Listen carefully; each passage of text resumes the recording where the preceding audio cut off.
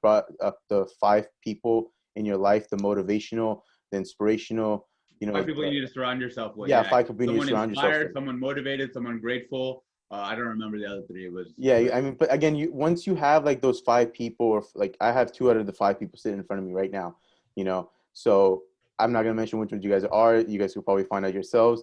But I mean, at the end of the day, you have to have these people around you to, kind of keep you in check. And these guys here have been keeping me in check and have helped me kind of get through that dark side and try to master the emotions that I feel on a single day. So like being successful is all about mastering not just like your mindset, but the emotion that goes behind that mindset.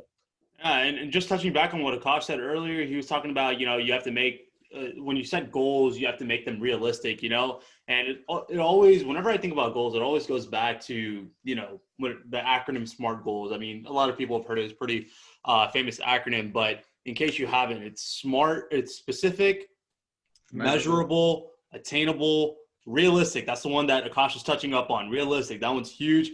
And then timely, so that's an acronym, that's a pretty famous acronym, but just to emphasize on that R, you have to make sure that these goals are realistic. You can't, like, if we're starting a marketing agency, our goals can't be, we're going to make 900 million by next week. Like, it's not realistic. I mean, yes, this is the Unrealistic Podcast. And yeah, we talk about having those realistic goals right now, but we do also have that goal of buying the Houston Rockets. And yes, to a lot of people listening, that's unrealistic, but they're probably like, look at these jackasses hopping on a call at 7 a.m. They think they're going to buy the Rockets in 30 years. But again, this is part of the journey, This is the journey to it. So we're basically recording ourselves on a daily basis, telling you guys and ourselves we're buying them.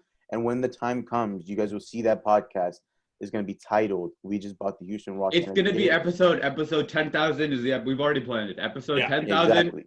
Episode 10,000 of the Unrealistic Podcast is the episode in which we buy the Houston Rockets from whatever it takes, bro. Even if it's like this is what, episode 5, right? This is episode 5. Episode 5, that's what we tell ourselves. We're like, all right, guys, we're only 9,994 episodes away now. Like that's exactly what it is, and it's like you have to keep yourself in that mental state, where it's like it's not like, oh shit, can I do it? It's what Omar was saying. When will I do unrealistic? It? So how can I where do where your unrealistic dreams become a reality. So it's not about, oh shit, can I do it? It's like, when am I gonna do it?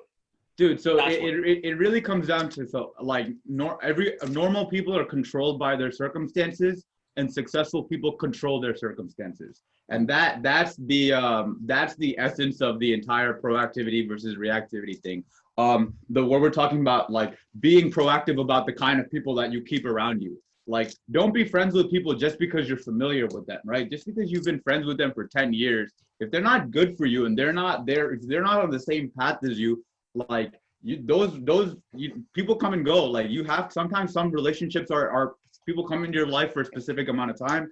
Like, you enjoy the time you spend with them. You experience. I mean, we always talk about you can't ever possess anything. You can only experience it. So like, we had a great high school together, all that stuff. But like, at some point, like, our paths are gonna diverge. Like, it's naive for us to believe that like the people that we were friends with in middle school are gonna be the people that we're friends with the rest of our lives.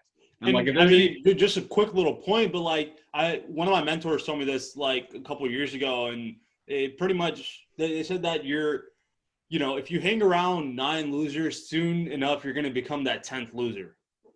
And every time I think I have to have that self-realization, every couple months, and I'm just all like, okay, cool. Who am I surrounding myself around? Are these people that are going to help me grow, or is it people that's going to help me decay? And it's like, there's no middle ground. And that's always the misconception people have. They're like, oh, these are just my friends, but it's like right now it may feel like shit while you're making yourself go to the top of the mountain. But once you reach the top of the mountain, all your friends are going to be people you want to be around. It's not going to be like those people that, stay back and are helping you decay.